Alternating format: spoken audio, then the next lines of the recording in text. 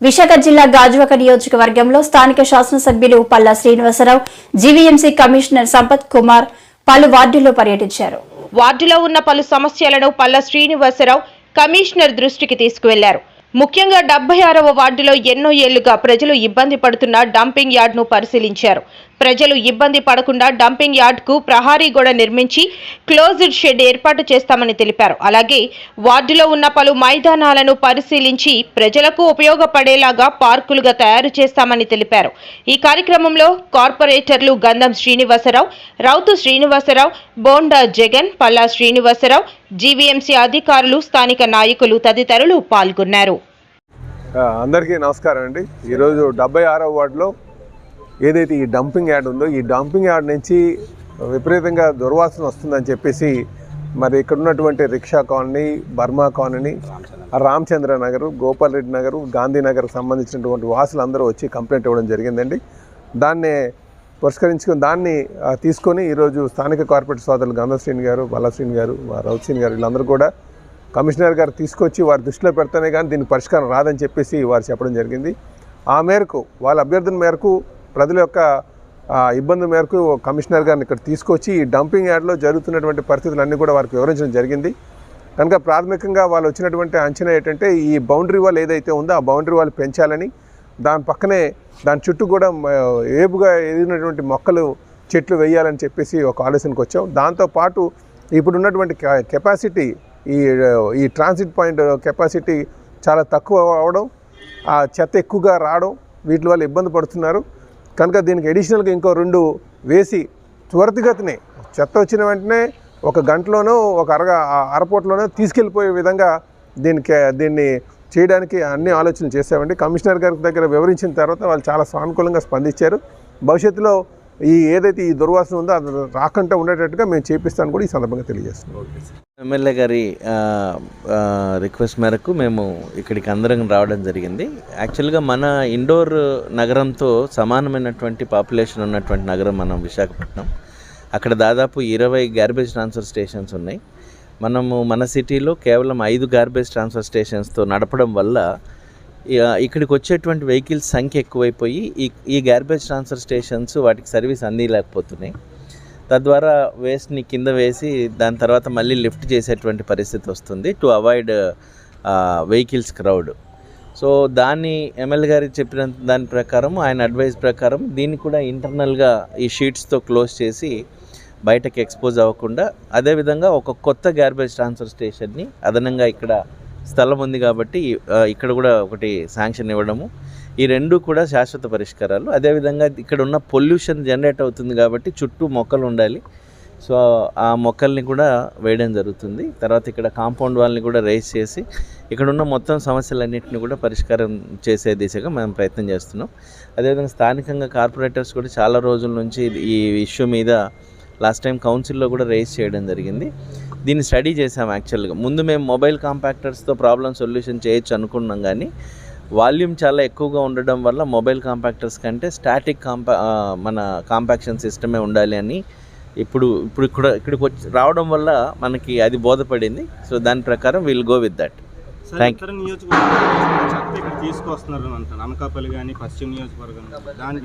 అందుకే ఇప్పుడు మనకి 20 ఉండాలి.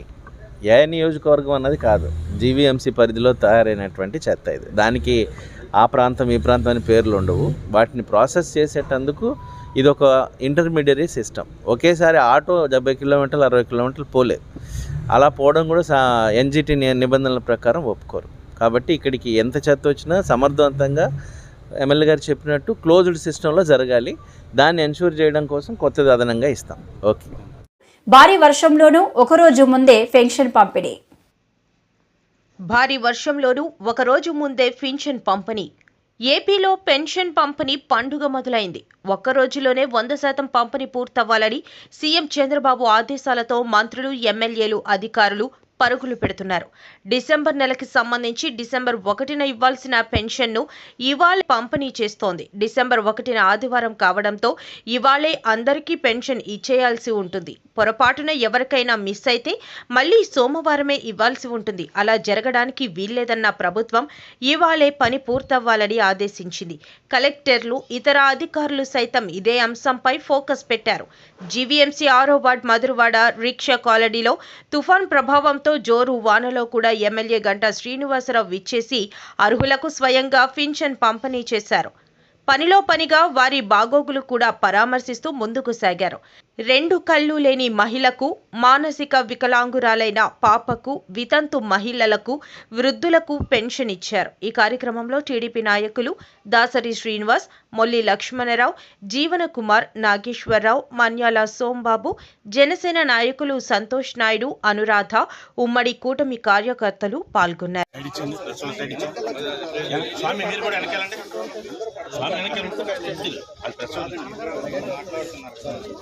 ఇట్లా ఫ్యాన్లు ఓరుకుంటాం అతను చూపి ఎట్లా ఇప్పుడు ఇది వినపడటం మాట్లాడటం అవన్నీ బాగా ఎప్పుడు చూస్తుంటారు కష్టంగా నేను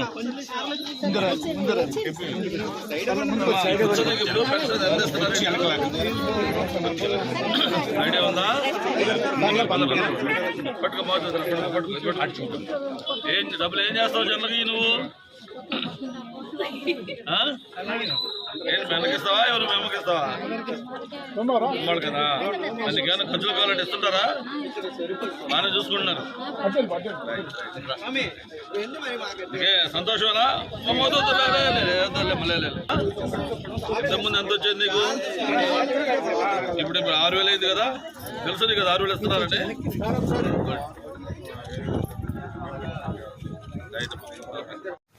ప్రభుత్వ పాఠశాలలో నాడు సమస్యలకు నిలయం. నేడు సకల సౌకర్యాలు ఉన్నాయని టీడీపీ మాజీ మంత్రి పీతల సుజాత అన్నారు.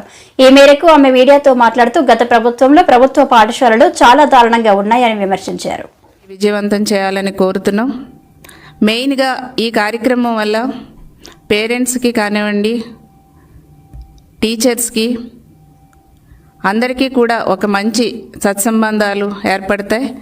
దాని ద్వారా స్టూడెంట్స్లో ఉన్నటువంటి భయాలు తొలగిపోయి చదువు మీద ఇంట్రెస్ట్ కలిగేలా చేస్తుంది, ఒక మంచి వాతావరణాన్ని కలగజేస్తుంది. కాబట్టి ఈ కార్యక్రమం, ఈ పాఠశాల పండుగ అనే కార్యక్రమం రాజకీయాలకు అతీతంగా ఈ కార్యక్రమంలో అందరూ పాల్గొవాలనేసి కూడా కోరుతున్నాం. ఇది ఒక మంచి వాతావరణాన్ని కలిగించడమే కాకుండా ఇది విద్యా వికాసానికి కూడా తోడ్పడుతుంది అనేసి కూడా తెలియజేస్తున్నాం. అంతేకాకుండా మరి లోకేష్ గారు మంత్రి అయిన తర్వాత వెంటనే విద్యా అభివృద్ధి కోసం ఎన్నో కార్యక్రమాలకి శ్రీకారం చుట్టిన విషయం ప్రజలందరికీ కూడా తెలుసు. అందులో మెయిన్గా డిఎస్సి, మెగా డిఎస్సి నిర్వహించబోతున్నాం. 16,347 పోస్టులతో మరి త్వరలోని కొత్త ఉపాధ్యాయులని నియమించబోతున్నాం. అదేవిధంగా ఏజెన్సీ ఏరియాలో జీవో నెంబర్ 3ని పునరుద్ధరించాం. గిరిజన టీచర్స్ని కూడా నియమించబోతున్నాం. అదేవిధంగా మరి టీచర్స్ కానీ సిబ్బందికి కానివ్వండి ఫస్ట్కే శాలరీలు ఇస్తుంది కూటమి ప్రభుత్వం. టీచర్స్ మీద ప్రెజర్స్ని తగ్గించి విద్యార్థులకి చదువు చెప్పడమే ఇంపార్టెంట్గా ఈ కూటమి ప్రభుత్వం తీసుకోవటం జరుగుతుంది. మరి అంతేకాకుండా గతంలో చూస్తే కనుక జగన్ గవర్నమెంట్లో ఎయిడెడ్ పాఠశాలపైన కత్తిగట్టారు. మరి అదేవిధంగా మన విద్యాశాఖని ఎక్కడో కింది స్థానానికి దిగజార్చేశారు. కానీ కూటమి ప్రభుత్వం వచ్చిన తర్వాత ఎయిడెడ్ పాఠశాలలపై ఉన్నటువంటి గత జగన్ గవర్నమెంట్లో చేసినటువంటి వేధింపులన్నీ కూడా తొలగించి ఎయిడెడ్ పాఠశాలలన్నీ కూడా మంచి విద్యా ప్రమాణాలు పాటించేలాగా చేయటం జరిగింది. మరి అదేవిధంగా చూస్తే జగన్ గవర్నమెంట్లో ఈ గంజాయి డ్రగ్స్ అనేది విచ్చలవిడిగా ఎక్కడ పడితే అక్కడ దొరికేలా చేశారు. అదేవిధంగా ఈ కొన్ని కాలేజెస్ కానీ స్కూల్స్ ఏరియాలో కూడా దొరికేలా చేశారు. మేము అవన్నిటి మీద చాలా పగడ్బందీగా చర్యలు తీసుకుంటూ విద్యార్థులు ఎక్కడ ఈ వీటి గంజాయి డ్రగ్స్ బారిన పడకుండా కఠినమైనటువంటి చర్యలు ఈ కూటమి ప్రభుత్వం తీసుకుంటున్న విషయాన్ని కూడా ప్రజలందరికీ కూడా తెలియజేయటం జరుగుతుంది. మరి 2014-19లో చంద్రబాబు నాయుడు గారు ముఖ్యమంత్రిగా ఉండగా మరి విద్యా ప్రమాణాల్లో మరి చాలా బెస్ట్గా నిలిచింది ఆంధ్రప్రదేశ్ రాష్ట్రం.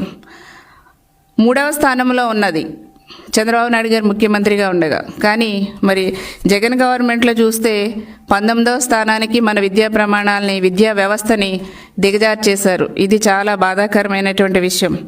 మళ్ళా లోకేష్ బాబు గారు ఆయన తీసుకున్నటువంటి ఒక మంచి కార్యక్రమాల వల్ల చర్యల వల్ల మళ్ళా ఈ విద్యా వ్యవస్థ గాడిన పెట్టడం జరుగుతుంది. అంతేకాకుండా పూర్వ వైభవాన్ని విద్యా వ్యవస్థకి మరి గౌరవ లోకేష్ బాబు గారు తీసుకురావటం జరుగుతుందనేసి కూడా తెలియజేస్తున్నాం. కావున మరి పాఠశాల పండుగ కార్యక్రమాన్ని అందరూ కూడా విజయవంతం చేయాలి.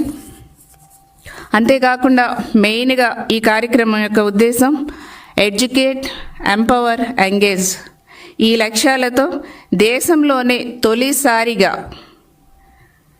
రాష్ట్రమంతా ఒకేసారి డిసెంబర్ 7వ తారీఖున ఈ పాఠశాల పండుగ అనే కార్యక్రమాన్ని నిర్వహించబోతున్నాం. కాబట్టి ఒక మంచి వాతావరణంలో జరిగే ఈ కార్యక్రమానికి రాజకీయాలకు అతీతంగా అందరికీ కూడా ఆహ్వానం పలుకుతున్నాం. అందరూ కూడా హాజరై మంచి సలహాలు, సూచనలు మన విద్యార్థుల భవిష్యత్తు కోసం ఇవ్వాలి అనేసి కూడా తెలియజేస్తున్నాం. అదేవిధంగా దాతలు, పూర్వపు విద్యార్థులు అందరూ కూడా హాజరై ఈ కార్యక్రమాన్ని విజయవంతం చేయాలి. ఇది ఎందుకంటే ఒక మంచి లక్ష్యంతో మనం ముందుకెళ్తున్నాం కాబట్టి అందరూ కూడా ఈ కార్యక్రమంలో భాగస్వాములు కావాలి. విద్యా అభివృద్ధిని కాంక్షించే ప్రతి ఒక్కరూ కూడా ఈ కార్యక్రమంలో శ్మశానాల అభివృద్ధికి చర్యలు తీసుకుంటున్నామని శాసనసభ స్పీకర్ చింతకాయల అయ్యన్న పాత్రుడు అన్నారు. శనివారం నర్సీపట్నం మున్సిపాలిటీ బాలిఘట్టం శ్మశానాన్ని ఆయన పరిశీలించారు. స్పీకర్ మాట్లాడుతూ, అందరికీ నమస్కారం అండి. ఈరోజు తెలుగుదేశం పార్టీ తరఫున ఒక నిర్ణయం తీసుకోవడం జరిగింది. నేను ఏంటంటే మనం రోడ్లు డెవలప్ చేస్తున్నాం, అన్నీ చేస్తున్నాం. చనిపోయిన తర్వాత మనకి శ్మశానానికి తీసుకెళ్తారు. శ్మశానాలు మాత్రం చాలా అధ్వానంగా ఉన్నాయి. అసలు లోపల అడుగుపెట్టే పరిస్థితులు లేవు. అంటే నేను నిర్ణయం తీసుకోవడం ఏంటంటే ఈ 5 సంవత్సరాల్లో నర్సీపట్నం టౌన్లో మున్సిపాలిటీలో 5 శ్మశానాలు ఉన్నాయి. ఇది ఇప్పుడు నేను ఉన్న ఈ శ్మశానం పురాతనమైన శ్మశానం. దీన్ని ఒక పార్క్ లాగా డెవలప్ చేయాలని చెప్పి ఆలోచనతో నిర్ణయం తీసుకొని మన సిఎంఆర్ రమణ గారిని దీన్ని స్పాన్సర్ చేయమని అడిగాను. నేను స్పాన్సర్ చేశారు. ఎంత అవుతుందమ్మా దీనికి? అంచనాగా 20 లక్షల రూపాయలు ఖర్చు పెడుతున్నాం దీనికి. రమణ గారు దానికి సాయం చేస్తున్నారు. దీని ఒక పార్క్ మాదిరిగా ఎవరన్నా శ్మశానానికి వస్తే పార్కులో ఉన్న ఫీలింగ్ రావాలని ఉద్దేశంతో చేస్తున్నాం. అలాగే టౌన్లో కూడా మన మున్సిపాలిటీలో 5 శ్మశానాలు ఉన్నాయి. 5 శ్మశానాలకు ఇది కాకుండా మిగతా 4 శ్మశానాలు కూడా సిమెంట్ ఫ్యాక్టరీ వాళ్ళు ఉన్నారు. సిమెంట్ ఫ్యాక్టరీ వాళ్ళు స్పాన్సర్ చేస్తున్నారు.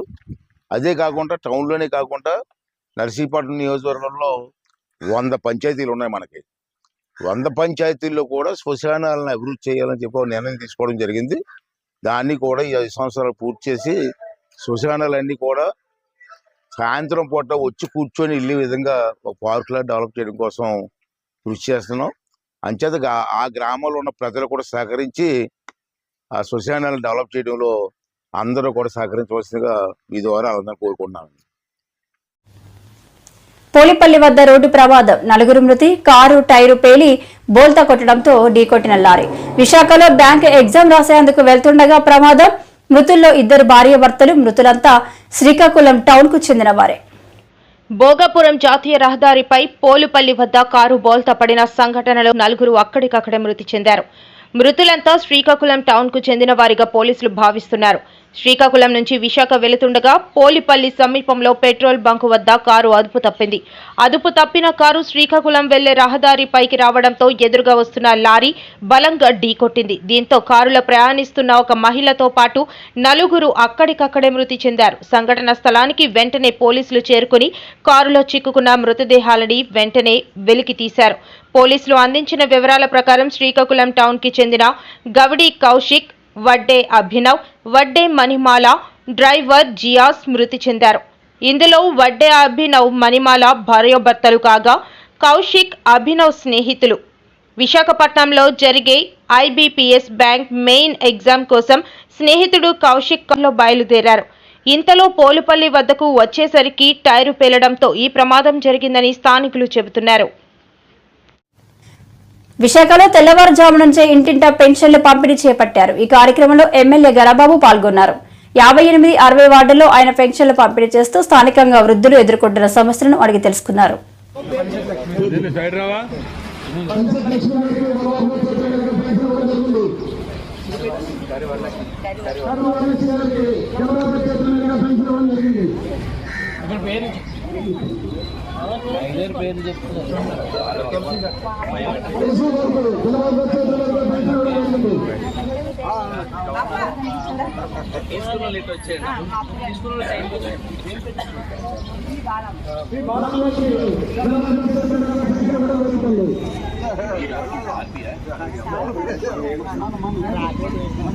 కొద్దిగా